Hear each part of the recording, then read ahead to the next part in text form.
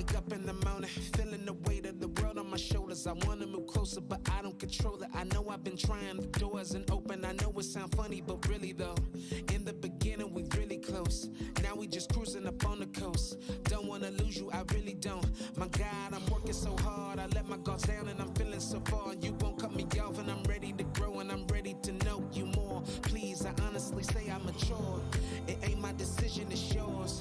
But I will persuade with my all, cause I'm ready to run to your arms. I just want you to know that I wanna go to a place where I find you, a place I call home, a place where I'm not alone. And maybe I'll grow just a little bit more, and I'll be adored, then I'll be adored, then I'll be adored, then I'll be adored, then I'll be adored.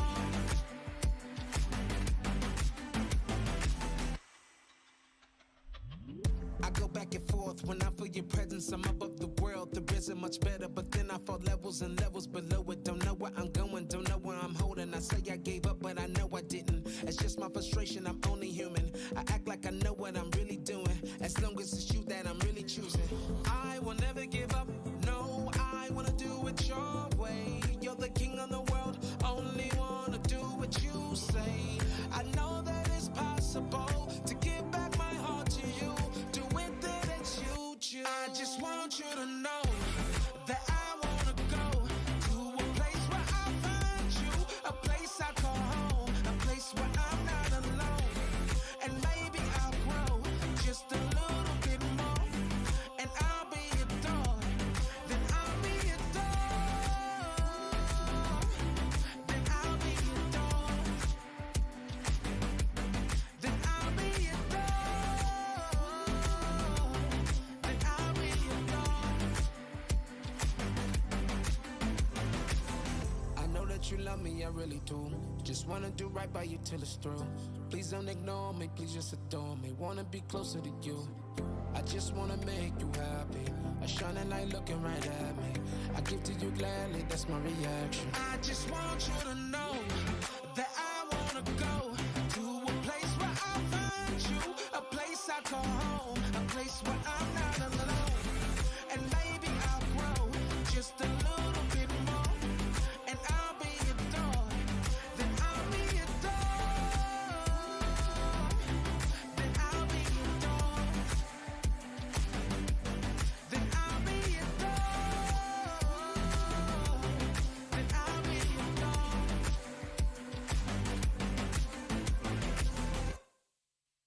Okay.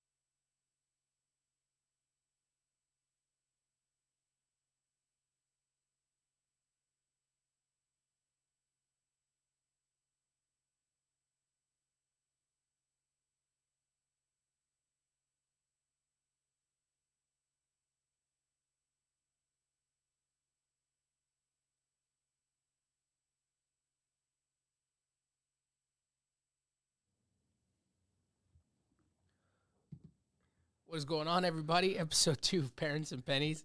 Episode 2. That's Let's it. go. Good morning to everybody. Roy, how you doing, brother? I am truly blessed. More importantly, how are you doing? I'm doing good. I'm trying to figure out why the audio wasn't working on that thing. Hey, it knows it's Friday. That's it. Hey, you know what? It knows it's Friday, and I about forgot to it have was that Friday. weekend. That's right. That's right. So today's topic. Last week we talked about the 5 scary, spooky, Yes. super scary Yeah. things that happen in budgeting in the finance world. And we said that this week we would talk about the solutions, Yeah. right? Because we gave everybody the fear, Yeah. but now we need to bring their mind at ease Yeah. and give them the solutions. So today's topic is really just going to be picking up from last week's topic, except this time we're going to talk about those scary things again, but we're going to actually give solutions and examples, specific examples, so that way people can help better themselves financially as well.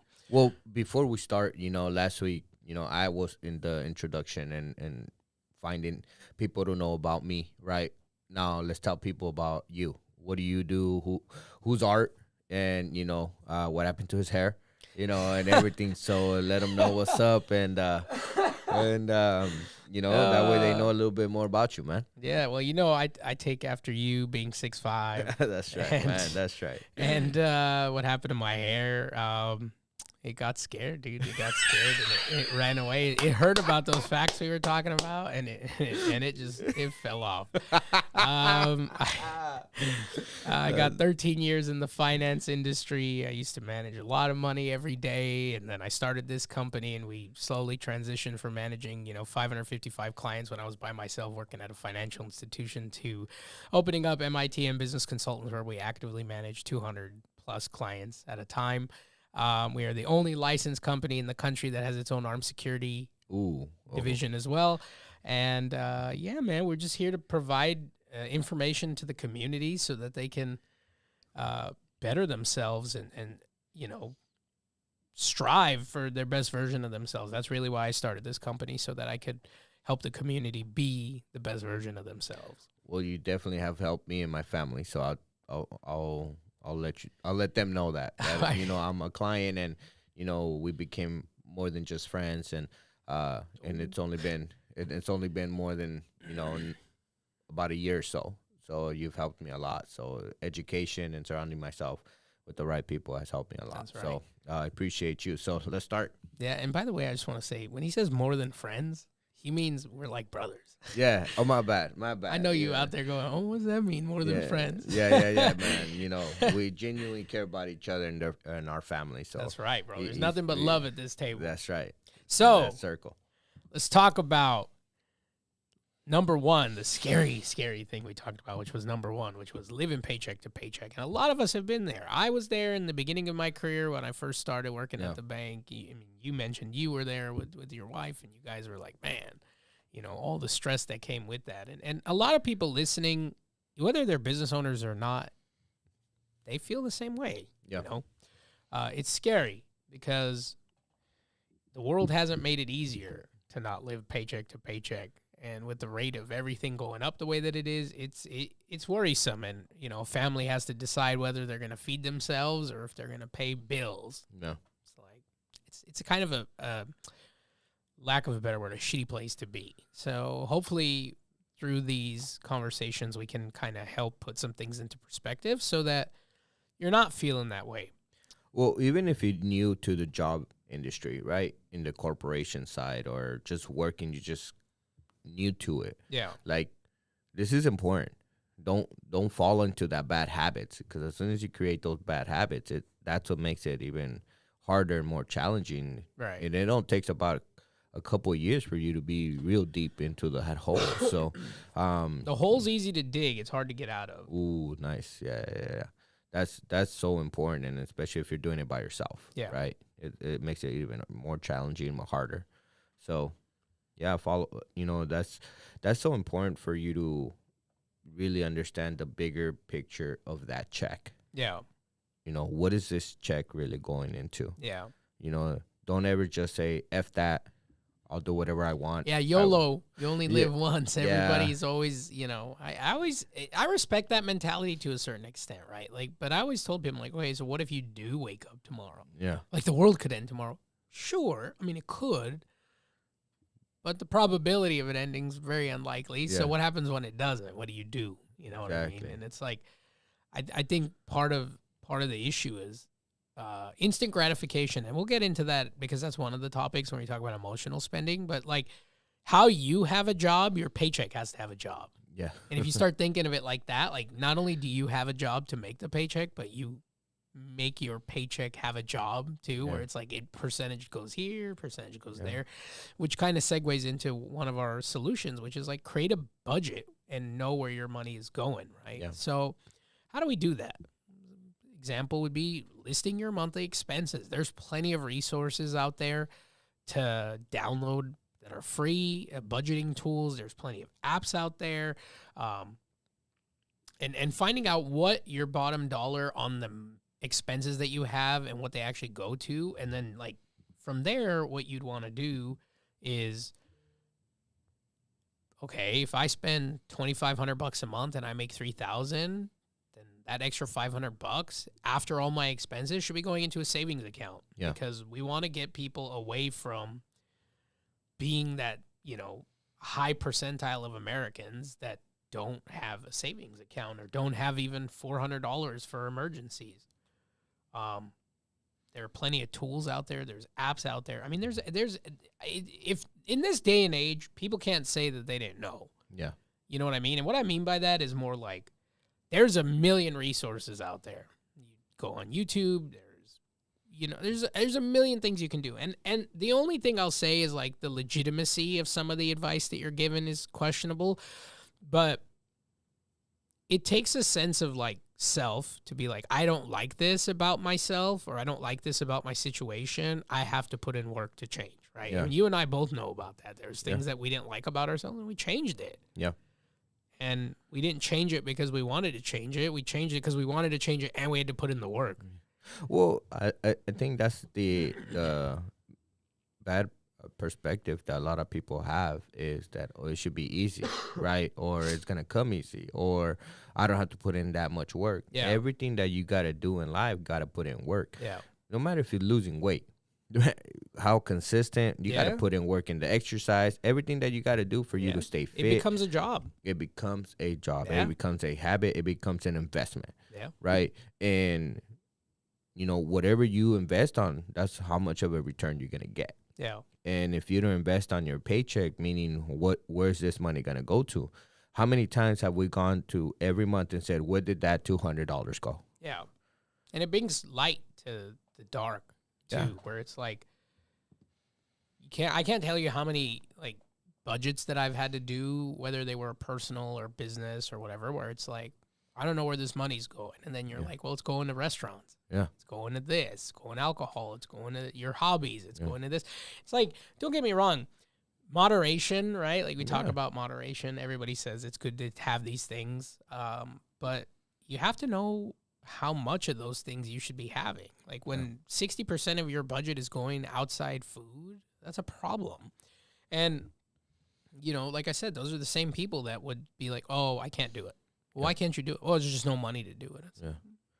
You'd be surprised how much money you actually spend when you break it down. It's actually pretty scary how much we spend if we don't look at every month how much we spend. Well, not every month. Are you looking at it weekly? Yeah. Right?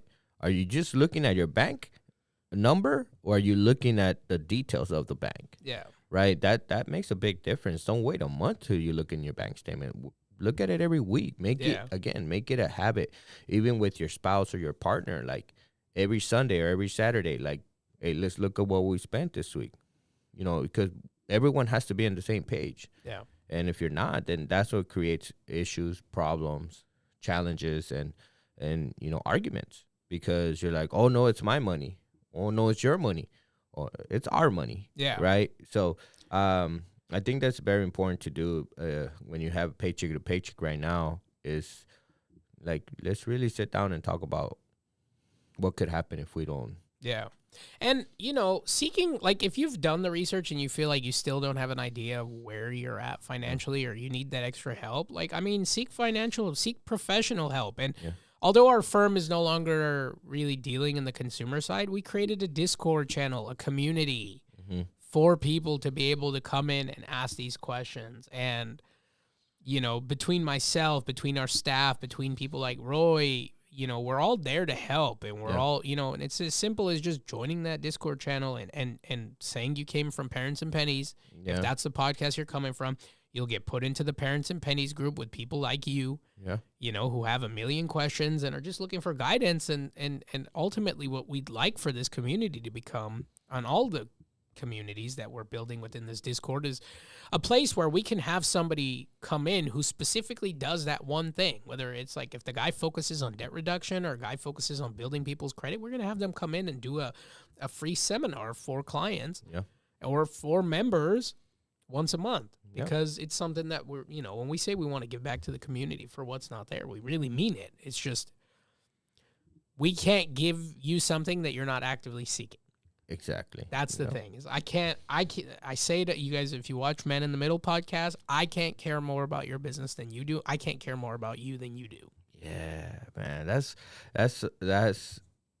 exactly it. You know, it goes back to, you know, for me as well with real estate too, right? I can't be more excited about you getting a house than you are. Yeah. Because at the end of the day, you're the one going to pay that mortgage. You're the one that's going to see yourself being there. Like, you got to be extra excited, more excited than me. I'll match it. Believe you me, I promise you I'll match your excitement. Sure. But I just want you to be as excited, you know, and care about what you're doing. You're just changing your family tree right now. You're changing generational wealth right now. And you get to see that because you predominantly help out a lot of people that grew up with very little. Yeah. You know, especially a lot of the deals that you're doing now. And we talk about this when you're doing a lot of those deals in like the Coachella, the Mecca, the Salton Sea, the Indio areas. Like, a lot of these people are first generation homeowners. Yeah. You know, aside from wherever their family tree owned something back in the day in another country, where it's like, or even in the same country. The point is like, there's a huge disparity gap. And a lot of people think, it's money related. And honestly, I don't agree with that. There is a huge disparity gap between information.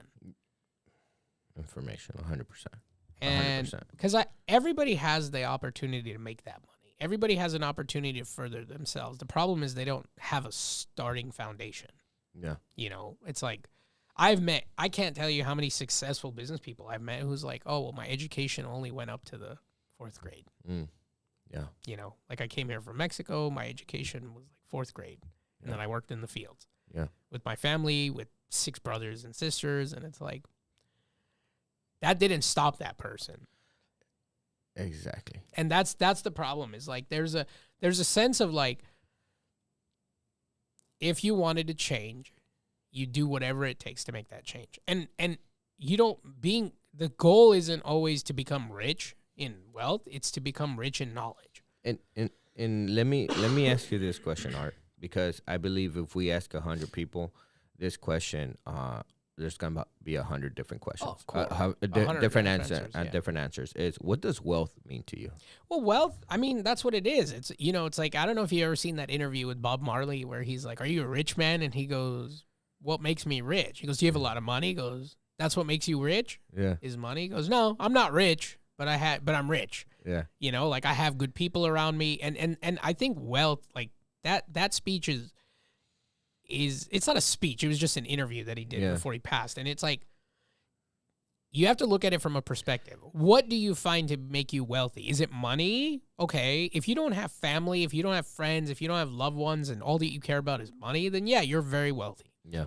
But you can be the wealthiest person on the planet with money and be the most miserable person. Because I've seen that. I've seen people who were happier in boxes than they were in mansions. Yeah. Now, would they give up their mansion to go back into a box? No. And that's just the reality. Yeah. You know, the Wolf of Wall Street has a really good line where Jordan Belfort's up there and he goes, "I've been a poor man and I've been a rich man. And I prefer rich every time." And it's like, everybody prefers to be rich in money because it makes life easier. Yeah. The stresses of how am I going to get these bills paid? Those are gone. Mm-hmm. But just like anything else, when a new set of problems come in, the old set come out, and then now you're playing the same game. Yeah. You're just playing it at different levels. Correct. So now you're not worried about your money in the way that you were when you were poor, or less fortunate, but now you're worried about the people around you and who's trying to take advantage of you. And then you look back behind you, you're like, holy crap, I have nobody. Yeah. So it's like, what's wealth? Wealth is what you want wealth to be. What's important? What's important to you? If family's important to you, if God's important to you, then that's your wealth. Yeah.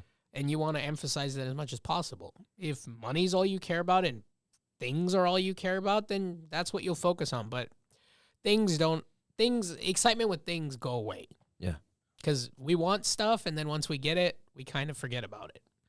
No, and that's part about why I asked you what's wealth mean to you, because a lot of people assume, right, it's having the most expensive car, right, jet, mansion, all that stuff, but literally it's not that. It's just you may have some money in the bank, but you have your faith, you have your family, you have your best friends around you, and your peace of mind, man. Peace of mind is the best. Peace of mind is really so important. And a lot of people misunderstand what peace of mind is. Yeah. And that's something that I believe a lot of people towards the end of their life, they start to look forward to peace. Yeah. Right. And every day, if you can live your life, your best life, your rich life, by learning, by working hard and also having fun, you're wealthy. Yeah, right? No, for sure. I mean, you look at people like the guy that made Apple. I can't remember his name all of a sudden. Not Tim Cook. That's a new guy. Oh, shit. Jobs? Yeah, Steve Jobs. Steve Jobs was like one of the richest people in the world. And towards the end of his life, that money didn't help him. Yeah. You know what I mean? He still got sick. He still died from cancer.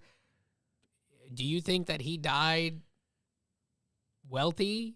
Yeah, I mean, he died wealthy, but do you think he really died wealthy? I don't think so. I think because he was at that echelon level of wealth that he probably didn't have the people that he wanted around him towards the end of his life.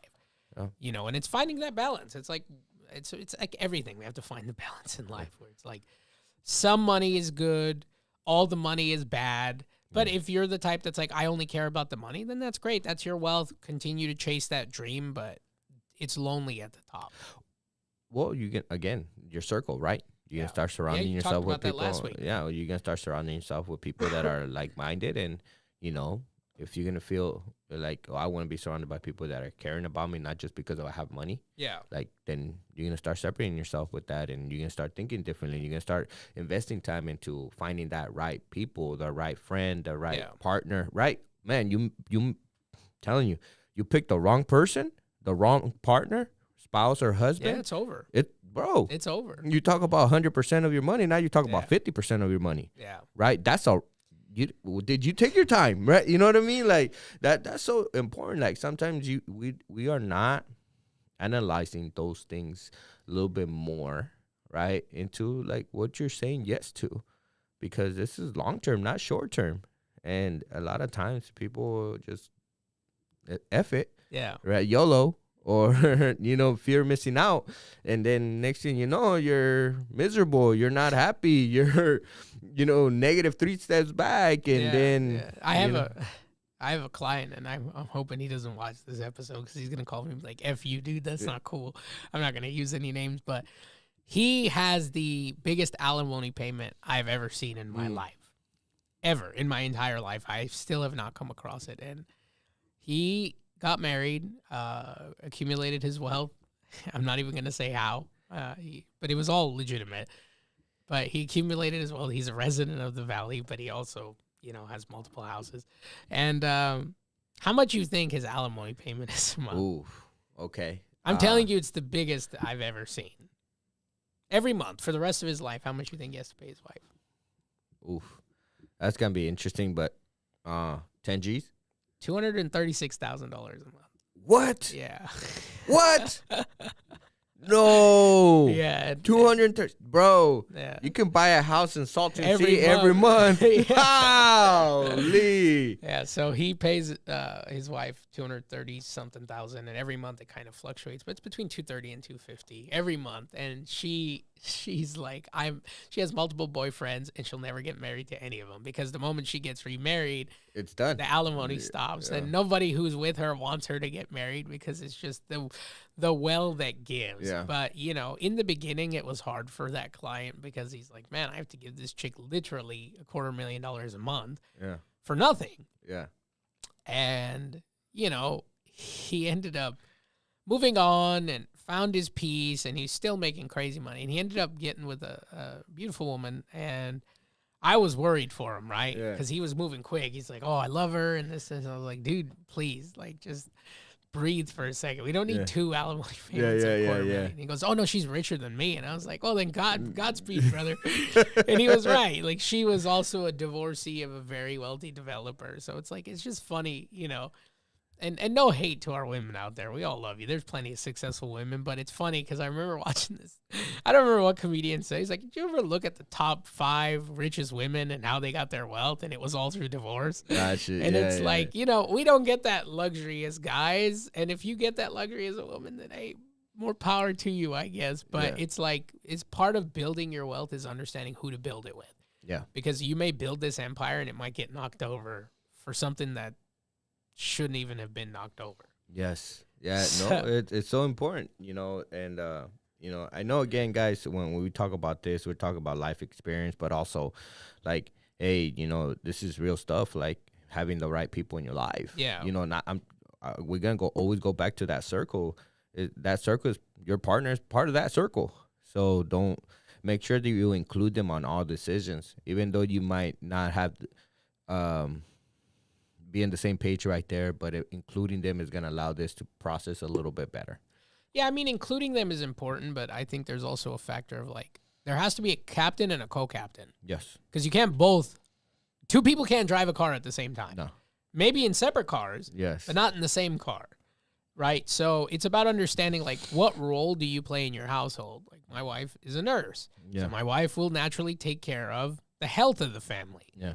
I am in finances, so I should take care of the finances in the household.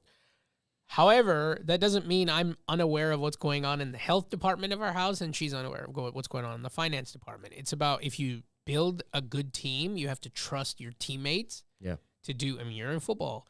Yeah. You have to just trust that your quarterback's going to throw that bomb. Yeah. And your wide receiver is going to catch it. Yeah.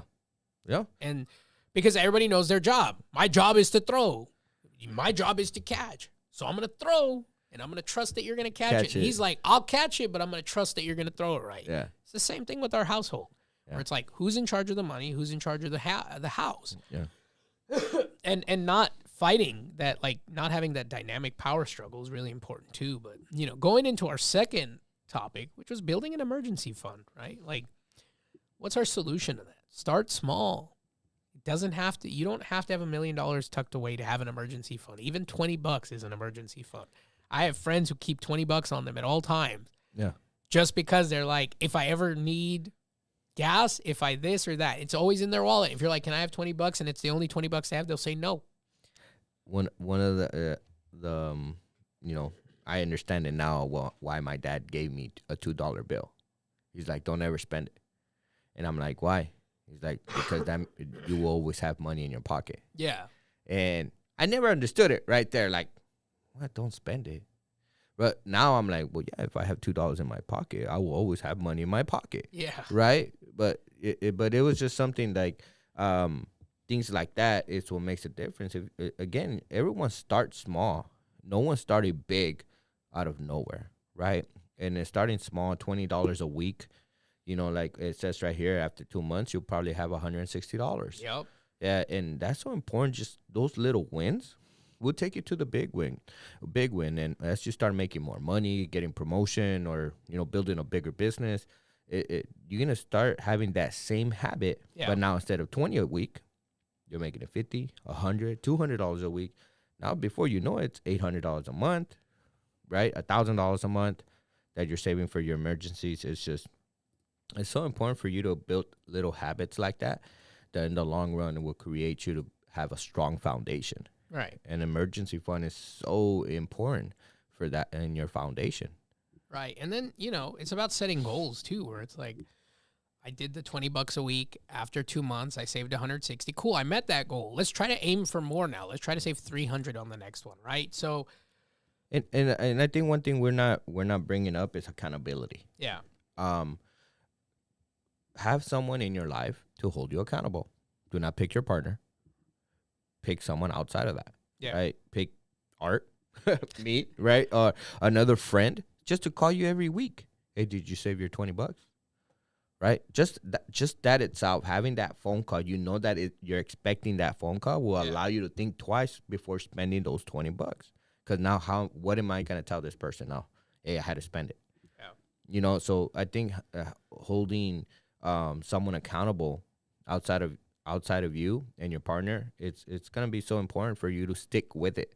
It's gonna be hard. Everything's gonna be hard, but choose your hard. Yeah. Right? Well, I mean, there's also the sense too, where it's like if you have a friend, like if somebody calls Roy and goes, Roy, I saved my $20.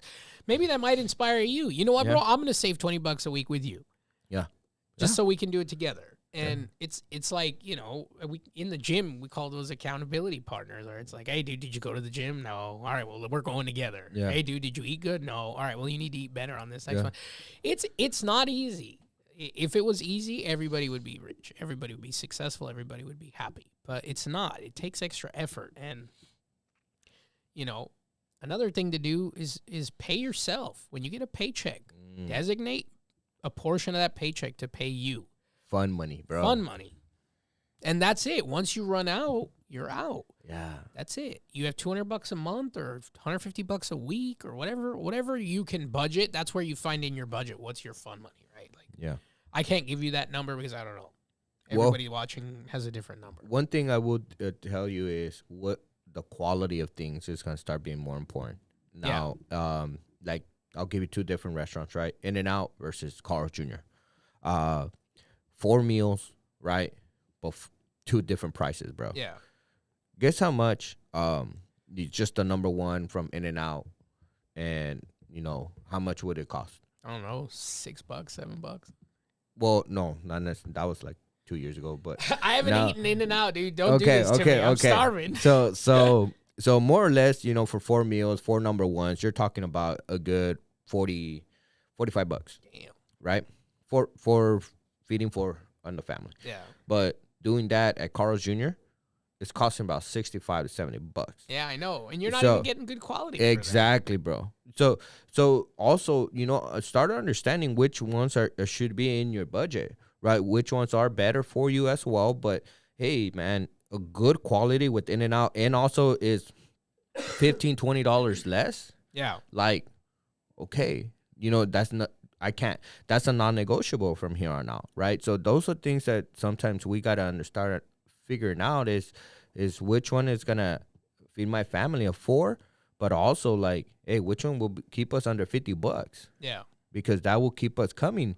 If we do have $200 of fun money a month, that means I could come every week to In-N-Out. Yeah, right. But if we go to Carl's, we're gonna go twice. Yeah. So, well, then there's that level too where it's like, well, what if we enjoy having our burgers once a week? But how much would it cost if we made them? Yeah,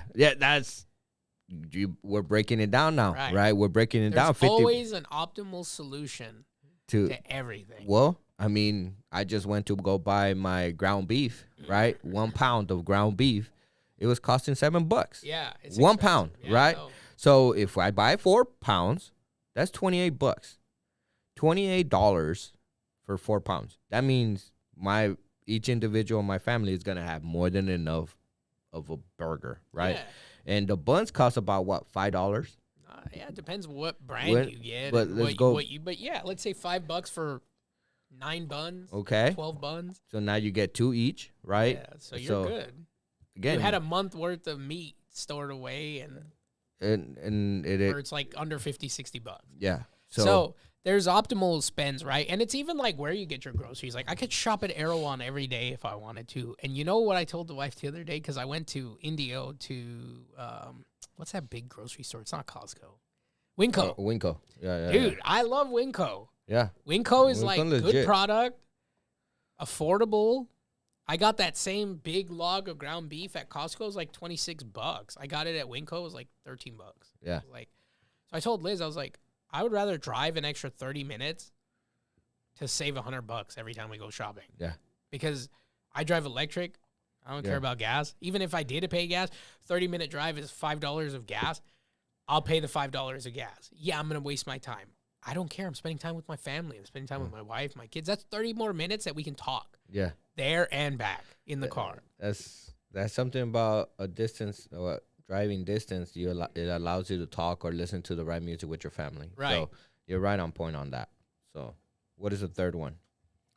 Improving financial literacy. And it says for millennials, but honestly, I think it's for everyone. Yes. Because the original fact we talked about was like how the millennial generation doesn't know much about money. But I'm going to be honest with you. It's not just the millennials. It's pretty much every generation has a misconception or a misunderstanding about money that they were not taught in school. They were not taught. They might have been taught by the world, like after life hit them in their ass. Now they know. But majority of these people and even today, they don't understand how money works. Yeah. They don't understand how saving works. They don't understand how credit works. They don't understand a lot of these things, right? So, or even business owners, they don't understand how you have to save. Yeah. You know, because there's a thing called taxes. Taxes, exactly. Yeah. And that's so important to know that because, you know, as you know, that's why I love my brokerage with Keller Williams. And, you know, with Heath, he's every year he does a business clinic. Guys, just because you receive a check like this doesn't mean you can't save this 20 to 30% that you're gonna have to pay for taxes, right? Don't be the person that goes, oops, I didn't know. Yeah, and then now you're accruing penalties and interest from the IRS. Yeah, exactly. Now for the next 2 or 3 years, you're just paying back taxes and you're not enjoying your life. Yeah, and those back taxes can really mess you up. They can stop you from doing a lot of different things. One of the things that's the only people IRS I don't ever want to owe. You know what I mean? They'll come for their money. Yeah, Bugsy Siegel, the mobster, said, you know, the government is the best mafia there is because the law's on their side and they print their own money. Yeah, exactly. And when the world's most notorious gangster who built Vegas is like, I don't mess with that. No. Yeah, there's a lot of things I'm not scared of. I'll tell you what I am scared of. It's the government. And it's like, that's a real thing, guys. The law's on their side and they print money. Yeah. Those are the two most powerful things anybody can have, and it's all in-house. Yeah. You know, when people ask, like, well, I don't like crypto and stuff, too, I'm like, do you know who owns the most Bitcoin in the world? It's the United States government through asset seizures. Yeah. So it's like, I'm good. Yeah. Thanks. You know, but what can you do to get better? And it's learning educating yourself on basic financial literacy, right? Through self-education. And what we've done, and we'll go back to it, is we have a Discord for that. Come join the Discord. Educate yourselves. Educate each other. Become a community. And when I see you guys are talking about some nonsense, you'll probably see me chime in and be like, hey, that's not right. Let me explain it. And we'll get into it, right? But there's also a level of like, we're building a new classroom now where it's because we built the business one for the beginner business people, which is now active and live on the website. But then we're like, how do we get people out of the employee mindset? And it was kind of sparked by Parents and Pennies, where it's like, help the community get better at making their money go further, but also give them a class where they could do it at self-paced, self-educated. So that's going to be coming out shortly here. We're in the final stages of that. And if you're like, I don't have a place to go, I don't trust it, we're going to have a classroom that's for you as well. And that's going to be something you can take, and it's going to teach you everything about money that you need to know. It's going to teach you how to save. It's going to teach you how to do credit. There's quizzes. There's assignments. There's webinars. I mean, it's a pretty awesome thing to do. And, you know, some of the solutions that we're talking about today on like how to educate yourself with that is, okay, well, webinars, check. Speaking with other people, check. Quizzing, check. Self-paced, check. It's like all these things that make this worth it is already in there. And the thing is, again, starting small. Take 15 minutes out of your day to watch a video, to watch something that is going to be valuable to you right now, right? And or in the near future. Right. I mean, I know sometimes we spend more than 15 minutes in the damn restroom, bro. I know you can watch something important about finance or something self improvement, right? Mentally, physically, spiritually, like that's valuable. That's wealth. That's something that you need to be on point. Because if you ain't healthy, the business.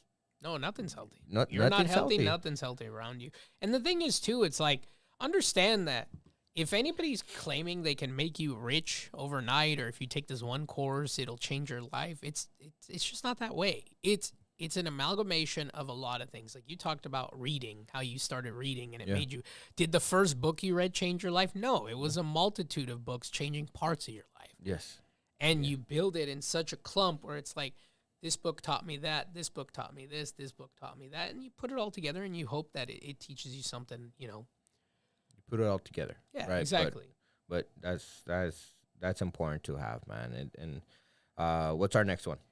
Savings from your income. And we kind of touched base on this in the beginning, so we won't put too much time into it, but it's just start saving as soon as possible, right? So even small amounts, like we talked about, that $20 a week, it makes a difference. Even if you put $10 aside, because that's all you can afford, it adds up over time.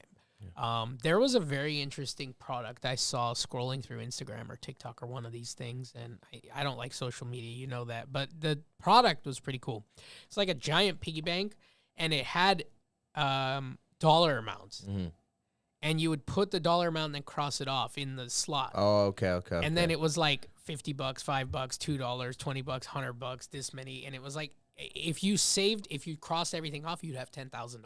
And it was really cool because it was like small amounts, big amounts, medium amounts. And then it was like and then it all equated to about 10 grand. And I thought that was such a cool idea for like a piggy bank. Yeah. Where it's like, damn, that's pretty smart. And I thought about getting it for my daughter, but then I realized my daughter's 5 and I'd be putting $10,000 of my own into this stupid thing. I was like, no, we'll just do it my way and put it into other products that actually yield, interest. Yeah. But when my daughter's of age, I will definitely get it because I teach her how to save. She has a piggy bank, but that one's going to be a little bit more personal. Not just personal, it's going to be a little bit more educational than it is. Gotcha. But my daughter has 2 piggy banks. Got it. And she has one for coins, she has one for bills, and every time we give her money or grandma and grandpa give her money, she's like, oh, I got to go put this in my piggy bank.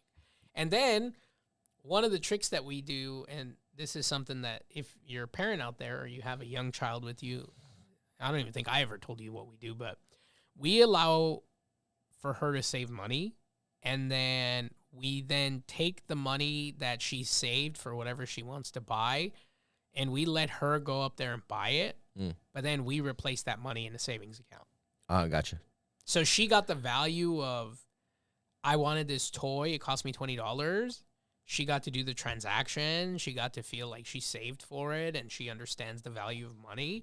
But we don't want her to actually spend her money that we want her to save, so then we take that $20 and we put it in her savings account. Yeah. So even though she's buying it, we're replenishing it. Well, you're having her do a couple adult things, right? Choices too. Having her to think about it. Yeah. And, hey, this money. It took my grandparents to give me 5 Sundays of, here you go. Here's $5. Here's $5. It took us 4 or 5 weeks to get that money. Yeah. At least you're having her to think about it a little bit more about money instead of easy come, easy go. Yeah, right? We went to Costco. It was really funny. We went to Costco together, and she's like, Dad, can you help me get my piggy bank down? I said, why? And she goes, oh, I want to buy a pizza. I want to buy a little slice of pizza. I said, sure. So I give $5 out of there because the drink's $1 and the pizza's like $2. And we're done shopping, and she goes, can I go buy it? And my daughter's 5, mind you. I'm not dealing with like a 10-year-old, but she's a very grown 5-year-old. Yeah. And we try to give her... empower her by making those big decisions on her own. Well, I step to the side. I don't even wait in line with her. Like, I'm watching her the entire time. The line that you put the cart to the side and then you walk in. I'm standing right next to her, but I'm not in line. And she's like, what do I do? I said, go wait in line. And then when she asks you what you want, you look her in the eyes and you say, may I have this, please? All the parents, all the grandparents were just like, oh my God, this is great. And they all told us, they told me, and they said, that's what you're doing is big, Yeah. right? Because you're teaching her, you're passing the education along that things cost money. Yeah. And there's a certain way that you obtain things. They don't just show up. It's not the stork of giving. Yeah. Right. So that's one of those things where it's like, just even teaching your kids simple tricks like that is going to help. Saving from your income, avoid impulse purchases. That's a big one, because we buy things that make us feel good. Yeah. And whatever is making us feel bad can't really speak to that. That you need to seek professional help, like through therapy, and we'll eventually bring on a professional licensed therapist to come talk about those things. Because I've already talked to them. They said they'd love to come on and do that. And also saving, going back to that as well, like it doesn't seem weak or you look weak when you ask for help. No, of course not. If it does, then you're hanging around with the wrong person, hanging around with the wrong family member. That if you gotta ask for help and they look down on you or belittle you in that particular take, like you're not surrounded by the right people. No, I agree. Because if you ask for help, that person should be excited to help you and guide you and tell you, hey, go talk to this person. This person is gonna help you with that particular subject. That's how it should be among other communities, is helping each other out. Because at the end of the day, we all need help. Man, mentally, physically, spiritually, we all need help. You have to get that trifecta in order. Oh, man. But that's what it is. It's like, even though I'm the head of the household, I still need help. Yeah. I still need my surroundings to be right, because sometimes I'm drained, sometimes I'm tired, or I'm being negative. Head can't turn without a neck. Yeah, it's just I need it. And if I call you or something, you're going to lift my spirits up or tell me something to wake up and let's go, Roy, you got it. It's so important to have that. That's part of your wealth, guys, is, saying help and people are there to help you. That's wealth. Yeah. Because that they can get you out of your situation a lot quicker than, you're doing it by yourself. Yeah.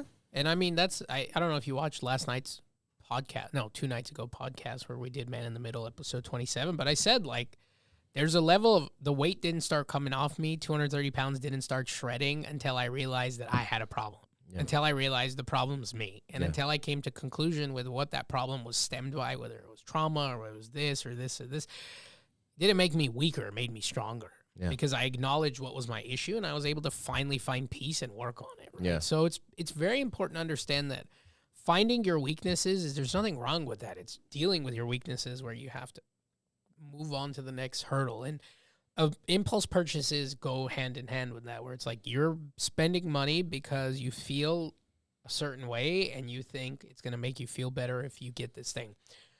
But it's short-lived. You'll only feel better for a little bit until you're over it, and then your problems just come, running back. And like buying coffee every day, right? Like you go to Starbucks, you spend $5 to $7 every day on coffee. That's 35 cents, 50 cents you could be spending. If you spent $5 a day making coffee at home for 50 cents, or if you bought coffee $5 a day, but instead you made coffee at an average cost of 50 cents per cup, you'd save $135 a month. Say that again? If you, instead of spending $5 on coffee every morning, were to make your own coffee, and that cup of coffee was an average of 50 cents per cup, you'd save $135 a month. Wow. Interesting. Because I know a lot of people that go to Starbucks every day looking for that cup. Yep. That flavor, add this. And, I've seen some viral videos that, hey, without ice, you get double. And with ice, you get half of the damn cup. So it is so, wow. That's 135 can go to your retirement. Yeah. You're going to need it in the future. Or the emergency fund, name brand over generic brand. Like people think, like it's funny. If you know any pharmacists, like my sister-in-law's a pharmacist, and if you ever go get your medication, ask your pharmacist, what's the difference between name brand and generic? And they're saying nothing. Yeah. The ingredients are exactly the same. Yeah. It's the same thing we talk about our clothes. What's the difference between the LV and the Roy Rosales Real Estate Group? Nothing. Yeah. It's the same manufacturer. It's the same shirt. You're just paying for their logo instead of yours. That was crazy. That was a game changer for me, guys. So hopefully it's a game changer for you guys. Like, it doesn't matter, man. And build yourself, not build someone else's empire. Exactly. And I that was how it happened. I used to wear, and I'm only not wearing MITM stuff now because all the MITM stuff I had was 4XL. Gotcha. And I'm a large now, so I have to remake clothes, but I'm almost a medium, so I'm like in between Baby sizes Gap. again. Yeah, Baby Gap. I'm going to Baby Gap now. But it's one of those things where it's like, I was wearing a bunch of my stuff. And my brother, who's wearing at the time, I don't remember what designer brand he was wearing on his shirt. He's like, "Why are you always wearing your stupid clothes?" Yeah. And I looked at him, and my shirt says my company. His shirt says some other guy's name. Yeah. And I was like, we're doing the same thing. The only difference is you paid to wear somebody else's name on your shirt. I paid to wear my name on my shirt. Yeah. And I paid a lot less, and I got the same quality. And my brother, we talk a lot of crap to each other like most brothers do, but my brother looked at me and goes, fair point. Yep. He just shut up after that. He's That's like, it. yeah, that's true. Because we don't look at it like that. We think that this magic, it's a shirt. Yeah. And if your world is so superficial that the brand name makes a difference in your character, I like I said, the most people dripped out in brand are usually the poorest or brokest in the room. Yeah.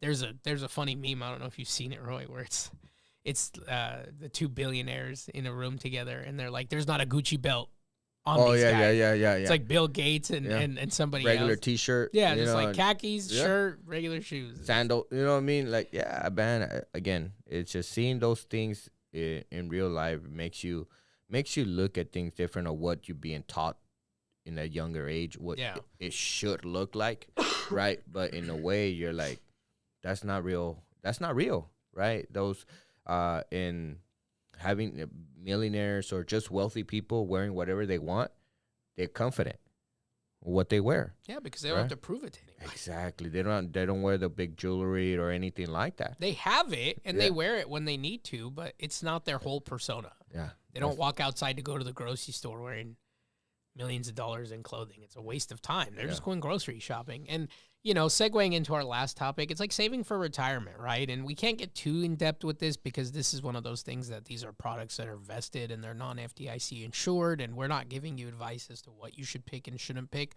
just for, protection purposes on your end and our end. But starting a contribution to a retirement account, and this is basic information that we're giving you, as soon as possible is only good for you because of a thing called compounding interest. And the way compounding interest works is, if you don't know, go on Google, type in compounding interest calculator, and do it, and put some money away. And then all you have to do is change the years that product is vested.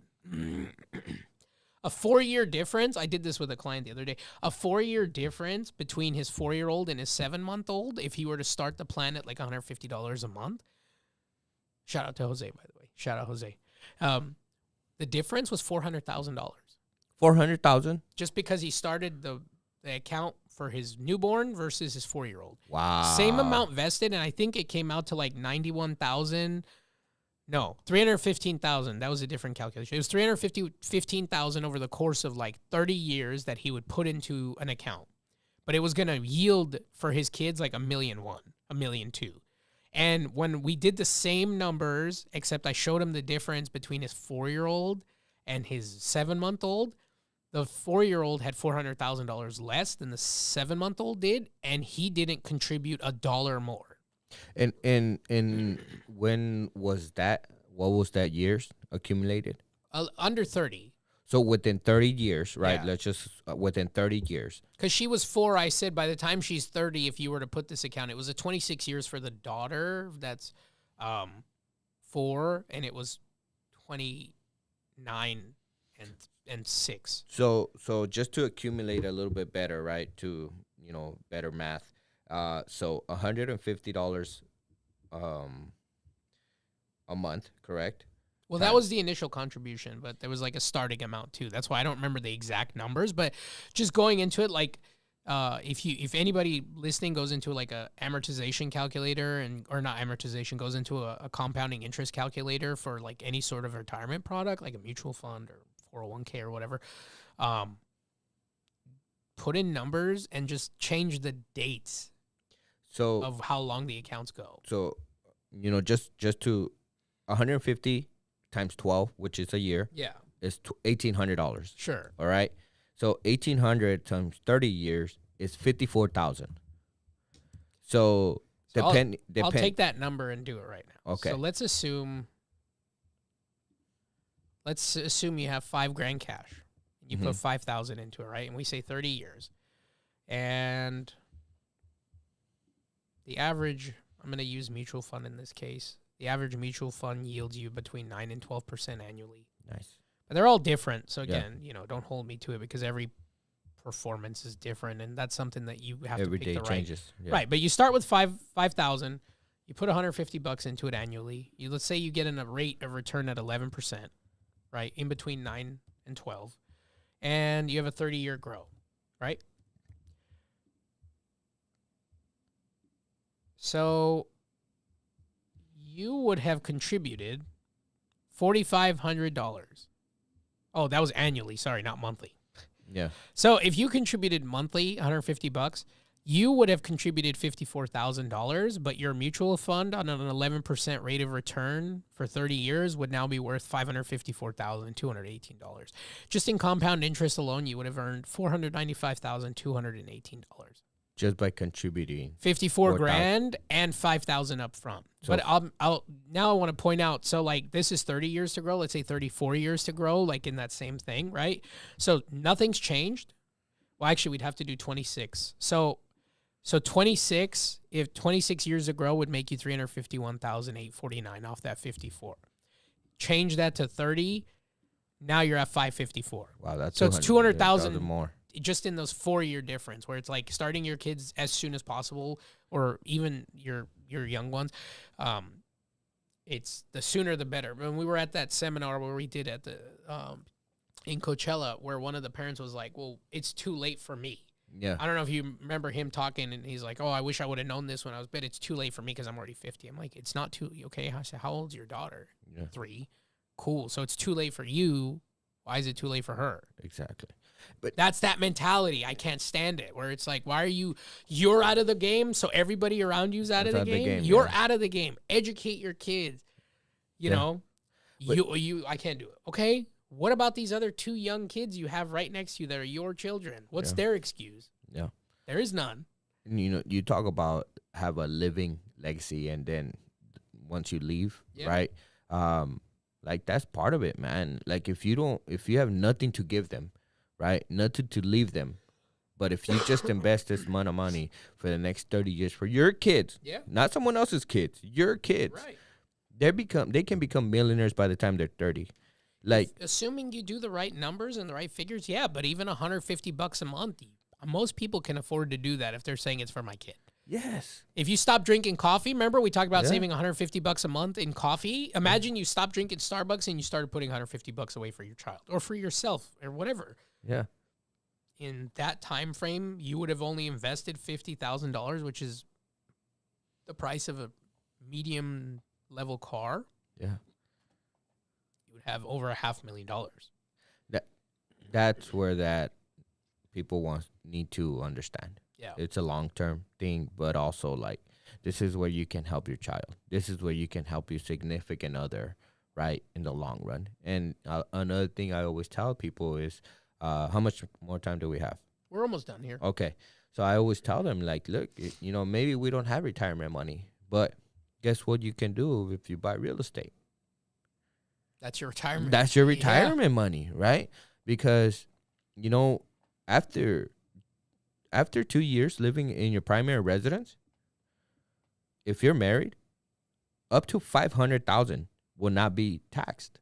Oh yeah, up to $500,000, you will not be taxed. And you've been living there for a year and 1 month, then at sale, your capital gains is $250,000 per social. Exactly. So, but let's say, hey, I don't want to sell. I want to keep buying more. Sure. What if I want to lease this property and buy myself another one? Yeah. How long do I have to wait? A year. You could lease that property and buy yourself another property. And guess how much down would you need to be? 7? 5%. Oh, okay. 5%. 5% out of 500,000 is 25 grand. So if you have that, you can have 2 properties in 1 year. Yep. And guess how many times you can do that? Every year. For the rest of your life. You know what I mean? Like, those are things that a lot we don't know. And that's what I educate my clients about that. Like, I want you to know that so you know that you have an opportunity. You don't have to. You don't want to. No one's going to force you. Right. But it's there Right. for you to do There's that. no excuse to say that you can't do it when it's doable from everybody. It's just it's setting the right foundation. Yes. And then now, let's say, hey, I do it 4 times, right? I lease and I buy. I lease and I buy. I lease and I buy. If I do that 4 times, that means that you have for sure 3 properties, Yeah. passive income, and you have your primary, right?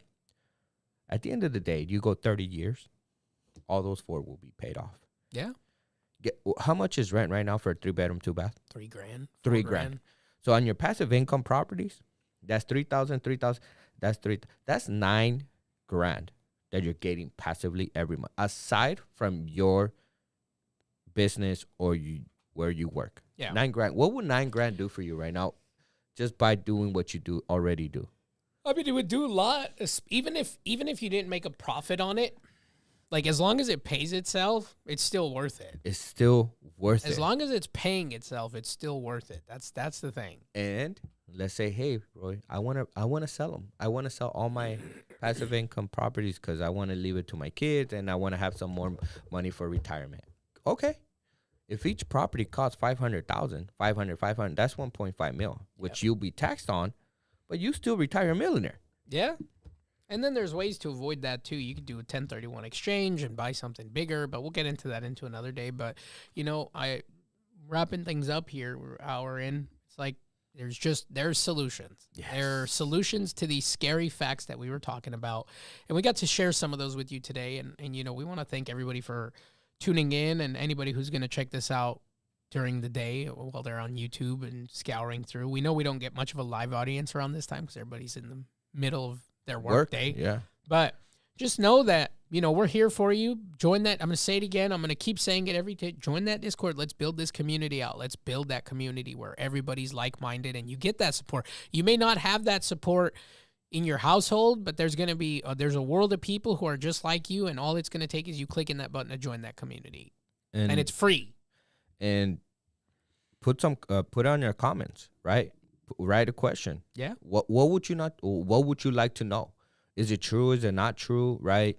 I think that is something that is communication. Yeah. It's key. And let us know what you want to know. And we'll be glad to help you and teach you and educate you, because this is going to be long term for us doing this podcast. So it's going to be, I know a year from now, we're going to be talking about, like, look how much it has grown. Yeah. But because we do it because we love it and we want to help others along the way. Because at the end of the day, I want to be able to have 2 legacies that I was able to help during my time here, and people can remember that I helped them when I pass on. Yeah. So we That's both big. have that same thing. That's it, brother. Well, I appreciate you as always. Thank you, everybody, for tuning in. This was episode 2 of Parents and Pennies, and we look forward